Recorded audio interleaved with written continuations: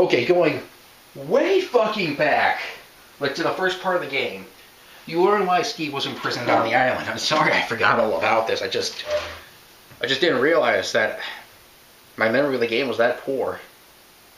You figure out why Steve was imprisoned on the island.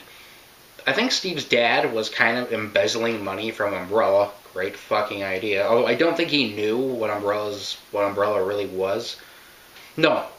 Well, he might have been embezzling, but I think he was actually selling off secrets or something. So he might have known. That's a great fucking idea, isn't it? For the corporation you know that experiments in bioweapons, sell off their secrets. Don't go to the fucking authorities about it. You know, don't go to the cops and have you and your family put in the witness protection program. No, that would be stupid. Sell it to their competitors. See what happens. See what happens when they find out. Oh, that's right, you turn into a fucking zombie and try to eat your son. Which is exactly what happens. You meet Steve's father, who's a zombie, and Steve blows his brains out. That's all. That's the only detail that's worth mentioning. Steve dies and... sucks, I guess. Again, I didn't really care. Although I will give Resident Evil this. It is the first time that a character dies, and I kind of care. It's not like in the first one, or the second one, or the third one, which there's just some random character that gets offed in the first couple seconds I knew him. So at least I was not attached, but I wasn't exactly happy that the character died, but it wasn't something I really cared too much about, if you know what I mean. After that, or maybe it's before that, fuck if I know, my memory's that bad, Wesker and Chris encounter each other and also counter Alexia. I don't know why I was calling her Alyssa before. Anyways, encounter her, and it turns out that Wesker's the one that bombs the island. I don't know why. Bombed the island. I guess mainly to get Alexia out of hiding, because I guess he knew that she was... Okay, the thing was that it was believed that Alexia was dead. She died somehow during an experiment. But in reality, she was testing an experiment on herself and decided to freeze herself because that would give her time to control the virus or some bullshit. So that's why Wesker's here and trying to get her or whatever. It's actually kind of sad that we don't get like this big epic fight between two powerful bioweapons. Because Wesker just kind of leaves. Alexia just kind of burns her clothes off, I guess. It comes to the first time Resident Evil's probably ever come to partial nudity.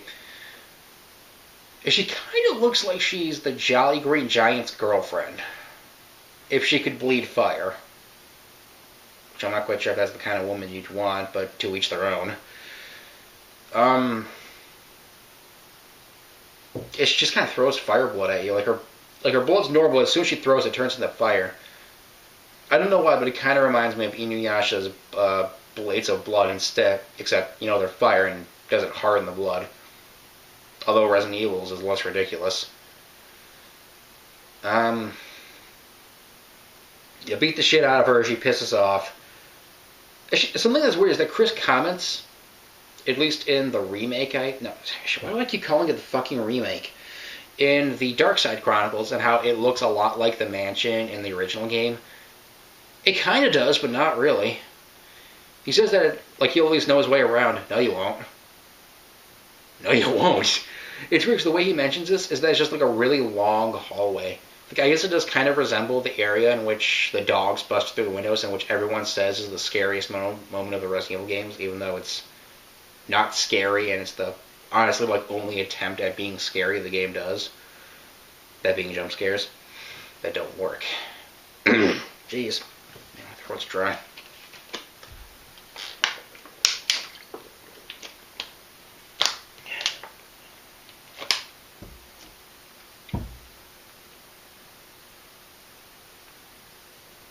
Yeah, okay. Of course, doesn't know what the fuck he's talking about.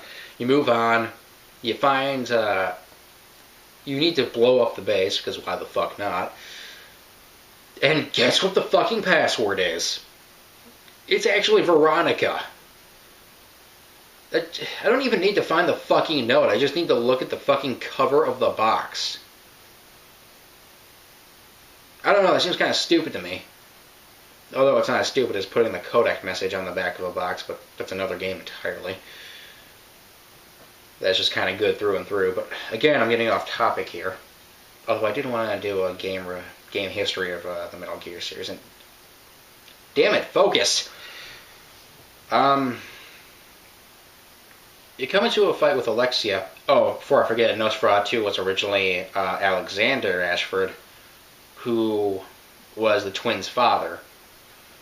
Alexia tested the T. Veronica virus on him. Turned into Nosferatu, and put him in bondage gear underneath an elevator shaft or some shit. I don't remember. And I don't care. It's weird. So you fight Alexia for a while, and eventually she has multiple forms, which I guess is expected of a Resident Evil boss. Except I guess for the first Tyrant, I don't know what's different about him. Looks the same. Although I think his skin changes a different, turns to kind of like a more tannish color in the remake. You know what? Fuck it. Let's move on.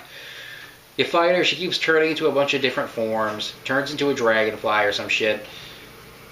And then you get the liner launcher or something like that, in which I don't know what the fuck it...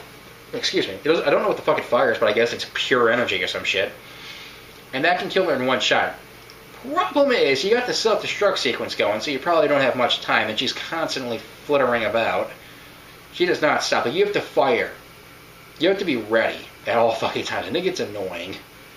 It's actually the first time Resident Evil goes first person. Actually, I think it's probably like the only time. Well, there's 4 when you look through binoculars, but other than that... You shoot her, she dies, you run off. I think Claire says something about wanting not to leave Steve's body behind, but when you go to get it, it's just kind of gone. Turns out Wesker took it, which is yet to be used in any of the games, which I'm actually kind of amazed. It probably never will be. I mean, the T. Veronica virus has popped up in Darkside Chronicles, but it has never popped up in like one of the main series games, although I guess Operation Javier can be considered canon. It's not really screwing with anything, and it actually tells us who the fuck Krauser is, instead of just throwing him at our face and expecting us just to go along with it. Regardless, the base blows up, and Chris just kind of says the same thing Leon said at the end of Resident Evil 2 if you play as Leon, which just says it's up to us to take down Umbrella, and then roll in the credits. Hold on, I'm just going to check the time. Okay. Well, how they escape is that there just happens to be a fighter jet at this research facility. Like, it is literally a fighter jet. I don't know why. Why would Umbrella need a fighter jet? Legitimate question. Why do they only have one? That is the only one you see. I know I'm just kind of nitpicking here, but it is kind of annoying. I'm just expected to go along with it. Yeah, after that, the game just kind of ends. There's, I don't remember what it's called. It might just be called, like, Battle Mode or something. Which, I don't know what the point of it is. I think it's kind of like just beating it with a high score time or something like that. I don't have anything to say about it.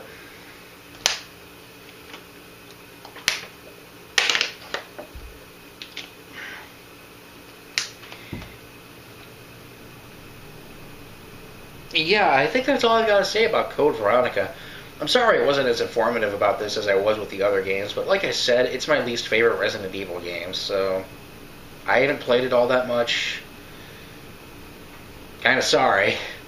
I probably should have just skipped it, because I had to go over so many details. There are probably so many things it's probably for the best, because there are probably so many things I just would have gone off on, like, tangents about. Then this would have gone on even fucking longer.